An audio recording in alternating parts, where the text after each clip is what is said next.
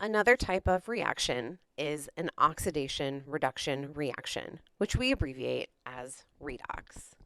The way to identify if the reaction you are looking at is an oxidation reduction reaction is to, one, assign oxidation numbers to every element in the reaction, and then two, check to see if the oxidation numbers changed during the reaction. What we are really checking is to see if electrons were transferred during the reaction, which is what has to happen in a redox reaction. Oxidation number is the charge each atom in a molecule would possess if it were purely ionic. So oxidation numbers can sometimes be a little bit confusing. We have already dealt with ions, and we know how to deal with single atoms that are ions, and we have dealt with polyatomic ions. And now oxidation number comes in, and sometimes the oxidation number and the charge matches, sometimes it doesn't. And the reason that sometimes it matches and sometimes it doesn't is because sometimes things are ionic.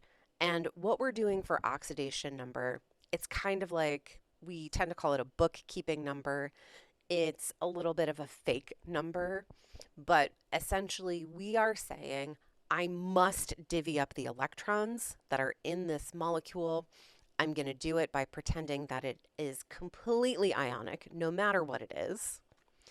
And then I'm going to see what the product looks like afterward and do the same thing. So we thankfully have rules for assigning oxidation numbers, and this is a really nice set of rules. It is prioritized, so you can follow these rules in order. Let's go through the rules and look at some examples. The first rule is that free elements have an oxidation number of 0. That means anything in its elemental form. So copper by itself is just the element copper. It has an oxidation number of 0. Cl2, that is the elemental form of chlorine because it's one of our Brinkelhoff elements. It has an oxidation number of 0. Second rule, if you have a monoatomic ion, the oxidation number and the charge are the same. So calcium 2+ has a +2 oxidation number. Chloride, Cl-, has a -1 oxidation number. Once we get more complicated, we need something like Rule 3, which is that the oxidation numbers sum to the overall charge on a molecule. So without putting in the actual oxidation numbers, let's look at something like water. So in water, 2 times whatever the hydrogen oxidation number is, plus 1 times whatever the oxygen oxidation number is, will end up equaling 0 because the molecule doesn't have a charge. In nitrate, 1 times the nitrogen oxidation number plus 3 times the oxygen oxidation number will add up to -1 because this polyatomic ion has an overall charge of -1. If you have a metal in a compound, so by the time we get to Rule 4, everything is in a compound, metals will have positive oxidation numbers. And specifically, everything in group 1 will be +1, and everything in group 2 will be +2, which is just exactly like what you see when these are in ionic compounds, because when we assign oxidation numbers, we are pretending that everything is ionic. The next set of rules is that nonmetals get assigned these values in order. So fluorine gets a -1, then hydrogen gets a +1, then oxygen gets a -2. Group 17, so those are the halogens, get a -1. Group 16 gets a -2, and group 15 gets a -3. Once you've assigned all of these, the last rule is that you go back to Rule 3 to fill out anything that you don't have assigned yet. Once you've done this, you can check to see if oxidation numbers in the reaction have changed. So if you have copper in a reactant and copper in a product, check the oxidation number in the reactant, the oxidation number in the product. If it's the same, then copper was not oxidized or reduced in this reaction. If it changed, then this is a redox reaction, and something else also changed oxidation numbers. In that reaction, if an element's oxidation number increased, this means that it lost electrons and was oxidized.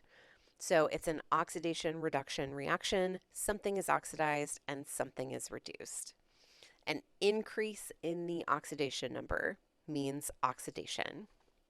If an element's oxidation number decreased, it gained electrons and was reduced. Now, we of course have acronyms to help remember this. There are two really popular ones. One is Leo says GER, and what this means is losing electrons is oxidation, and gaining electrons is reduction. The other acronym that people tend to like is OIL-RIG, which stands for oxidation is loss, reduction is gain of electrons. For some reason, someone somewhere decided that we also needed terms like oxidizing agent and reducing agent. So the oxidizing agent is the thing that is reduced, and the reducing agent is the thing that was oxidized. I think that a helpful way to remember this is that instead of calling it the oxidizing agent, call it the agent of oxidation. It is the thing causing something else to be oxidized, and therefore it gets reduced. And the agent of reduction is causing something else to be reduced, and in that process it gets oxidized. Okay, now let's put it all together in finding out if these reactions are redox reactions and assigning all of the pieces. So this first reaction, 2 hydrochloric acid plus magnesium solid, producing hydrogen gas and magnesium chloride aqueous. Assigning the oxidation numbers in this, well, the group 1 looks like hydrogen is going to show up here first as a group 1. Even if we don't count it under rule 4, we encounter hydrogen before we encounter chlorine under rule 5. So hydrogen gets a +1, and then we could use rule 3 to assign chlorine as a -1 because the whole molecule has to be neutral. Magnesium solid, this is elemental magnesium, so that's a 0.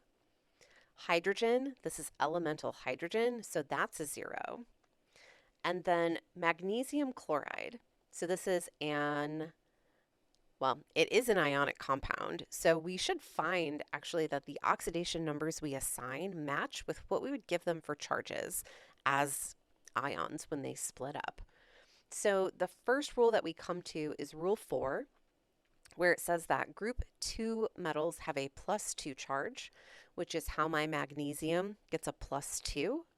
And then chlorine, now I've written -1 under here, which might be a little bit confusing. There are 2 chlorines.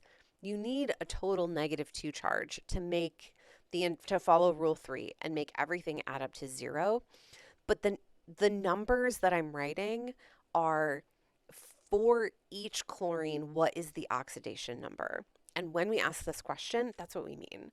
So if I ask you for the oxidation number of chlorine and magnesium chloride, I mean per chlorine. So I'm looking for an answer of -1 because each chlorine is -1. Okay, so let's check these oxidation numbers. Chlorine doesn't change. It's -1 as a reactant, -1 as a product. Magnesium goes from a 0 as a reactant to a +2 as a product.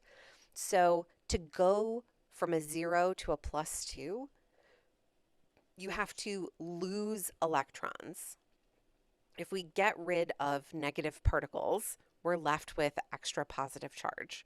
So losing electrons is oxidation. So magnesium was oxidized in this reaction.